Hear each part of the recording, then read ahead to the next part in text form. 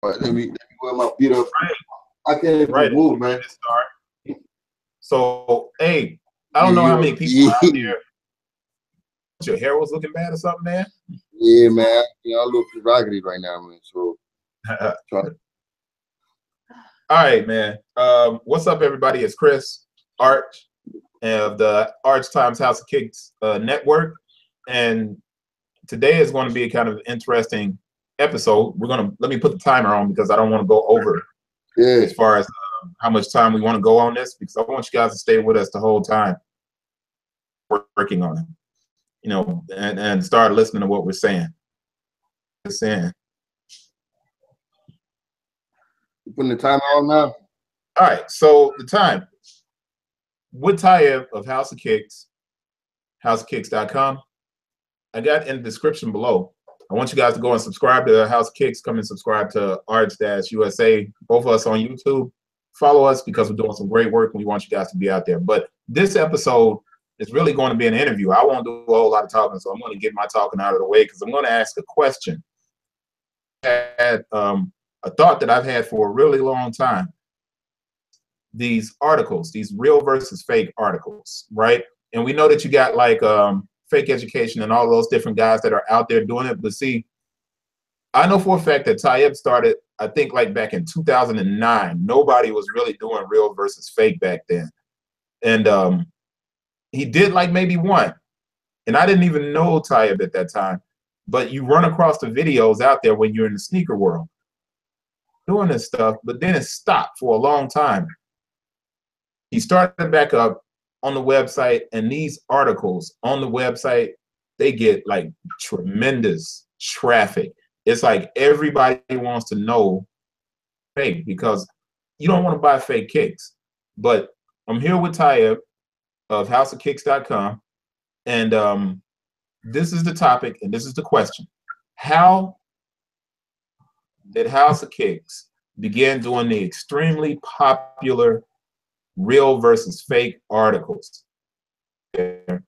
Everybody wants to know how you have the knowledge, started doing that, and why did it take you so long to come back and start doing those articles again? So it's a couple of questions. I got them in the chat. Let us know, man. Introduce yourself. All right. First, I want to thank you for having me here. Well, I don't know the microphone, man. Why are you? I don't know.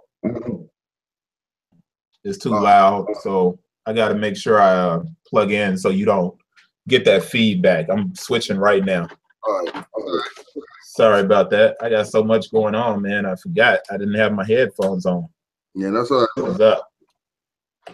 So got my Shures, getting them ready to take them out so everybody can hear you. I apologize, everybody.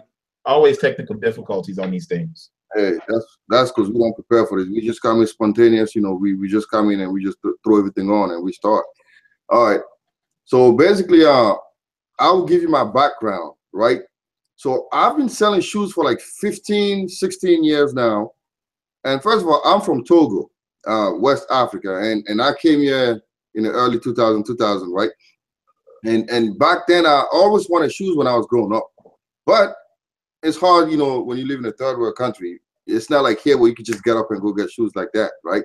So when I came here, I wanted to really get back into it because I always wanted to get shoes, and it wasn't that easy. I'm watching the timer, so I won't talk too much. So the question is, how did I start on the whole real versus fake? And I want to explain that to you. Back in 2008, 2009, I was already selling shoes, and then I started buying shoes from this guy in China. His name was Jay from Slam Dunk Space. For those who don't know, the dude used to be on Nike Talk, and his website was on Nike Talk, Slam Dunk Space. So I bought some Space Jam from him at the time, and they were nice, like icy bottom. Everything was, you checked out, back then you didn't really question stuff because fakes were fakes. Like you could go to the flea market and you knew how fake looked back then. They were bad. Like these fakes were like, I wouldn't say fake now because back then I thought they were authentic. They were like great, man. Like I used to buy a whole bunch of them, paying the dude like $200, $220 for those shoes, and I would resell them for like $350, $400. And it was working. You get stuff early. And I remember in 2010, I got the cool grades, right? And that's when all the problems started, because I sent them to Flight Club. Flight Club sent me an email back saying, hey, listen, we don't say the shoes are fake, but we can't keep these shoes because it's just something about them. They smell, there's something about it. And we can't keep these shoes. We're not going to destroy it because we don't know if they're fake. But we don't know, but we just can't sell it. So I'm like, man, I was kind of mad. I'm like, man, Flight Club, why are you not keeping my shoes? These are legit. So they sent it back to me. And then I saw an article talking about gray market sneakers. And that's when my eyes got open. And I'm like, okay, let me investigate this a little more. And that's when I got acquainted with Taobao. Taobao is like an eBay in China. And that's when I went there and I would type the shoe style number and all these shoes would pop up. Like, they look nice. So I used to buy those shoes. And again, I knew there was something about it, but I chose to believe, you know what, these are stuff that you get from the factories, and then it's like secret channel. It's authentic, but it's just not legit. Legit is authentic though. So you kind of trying to believe a lie. You know what I'm saying? It's a deception, because you don't want to think these are fake because they look too good. So I'll buy this thing and I was like, oh, you know what? I took them to like sneaker shows and stuff like that. And some people buy this stuff and I thought, you know, they were good. And then in 2011, when the Concord came out, there used to be this dude that used to sell a lot of fakes. You know, at the time, people don't know who he was, but he was sent to everybody. I forgot his name, but I know one of the guys on YouTube used to put his stuff up all the time. And then he sold this on the Concord early. And what they had was, they had like a clear toe box, and the toe box was supposed to be milky. And that's how the whole thing blew up. And now that's when everybody found out about gray market sneakers. And then the whole thing started, that people started doing real versus fake. But I was already doing real versus fake back then, because the first time I did it was for the LeBron James, the night of Big Bang. I did those. And then I did one of those on the Brad 11s at the time. I did it. And I did a couple other ones. I stopped doing it because I was just like, you know, I don't feel like doing this. It wasn't fun. And then I found out about the guy Fake Education. So when I thought about, you know what, since I know so much about these sneakers, I need to get back into it. And that's when I started really investigating. And it's funny because these things have evolved now, man. Like, these guys are getting better. You know, at first, they used to sell you shoes and didn't have any stamp number in the shoes. And then I guess they talked to guys in the United States, like resellers, and resellers told them, listen, you guys need to start putting a stamp number on the shoes because it doesn't look legit.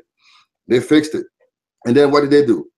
They started to sell all the Space Jam they were selling, because they were selling Space Jam in 2013, 2014, and the Space Jam had a clear sole. So some of them started selling the Space Jam with a yellow sole to make it look like they were older. Because it's 4 years, and what happens with the Space Jam was the soles start changing color. So they would sell Space Jam pre-yellow soles, and people actually sell those. I mean, it's crazy. Now the fake industry now is like it's a multi-million-dollar industry. These guys are buying machines that are really expensive, and the shoes that they're producing are like super, basically one-on-one. They're just like the authentics, but they're still fake.